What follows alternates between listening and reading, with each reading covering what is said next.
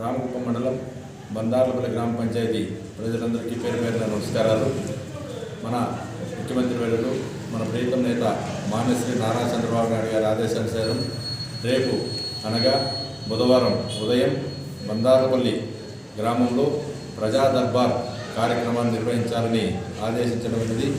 ఆయన ఆదేశానుసారం కడా ప్రత్యేక అధికారి వికాస్ మహమ్మద్ గారి అధ్యక్షతన ప్రజా దర్బార్ ప్రజా సమస్యల పరిష్కార వేదిక కార్యక్రమాన్ని బుధవారం బందార్లపల్లి గ్రామంలో నిర్వహించబడుతుంది. ఈ కార్యక్రమానికి రామకుప్పం మండలం పరిధి 26 ప్రభుత్వ శాఖలకు సంబంధించిన అధికారులు అందరూ హాజరు కానున్నారు. ప్రజలు ఎదుర్కొంటున్న సమస్యలన్నీ సత్వరం పరిష్కరించాలనే మంచి ఉద్దేశంతో ముఖ్యమంత్రి వర్యులు ఈ కార్యక్రమాన్ని ఏర్పాటు చేయడం జరిగింది.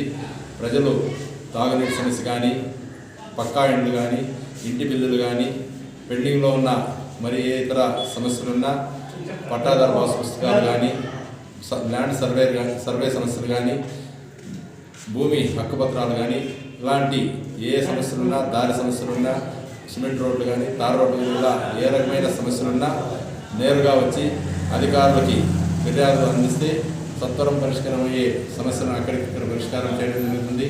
మిగతా సమస్యలను కూడా వీలైనంత త్వరగా పరిష్కారం చేసేందుకు అధికారులు ప్రయత్నాలు చేస్తారు. కాబట్టి ప్రజలందరూ ఈ అవకాశాన్ని సద్వినియోగం చేసుకుని కేవలం బందార్లపల్లి గ్రామ పంచాయతీకి చెందిన ప్రజల నుంచి వచ్చే వినతులను మాత్రమే రేపు అక్కడ స్వీకరించబడుతుందని ప్రజలు గుర్తించాలి.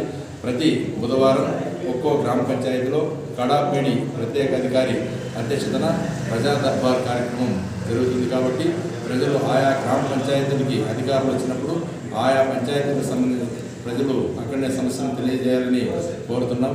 వీరితో పాటు మన ఎమ్మెల్సీ కంచెల శ్రీకాంత్ సార్ గారు, APSRTC vice chairman PS Muralam sir గారు, మాజీ ఎమ్మెల్సీ గవర్నర్ శ్రీనివాసులు గారు, డాక్టర్ సురేష్ సార్ గారు కూడా ఈ కార్యక్రమానికి విచ్చేయుదురు.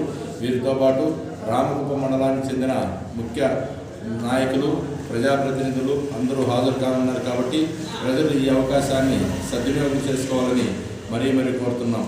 ఈ అవకాశం ప్రజా సమస్యల పరిష్కారానికి ప్రత్యేకంగా ఏర్పాటు చేయడం జరిగింది. కాబట్టి ప్రజలందరూ సద్వినియోగం చేసుకోవాలని అందరినీ కోరుతూ నమస్కారాలు. జై హింద్, జై తెలుగుదేశం, జై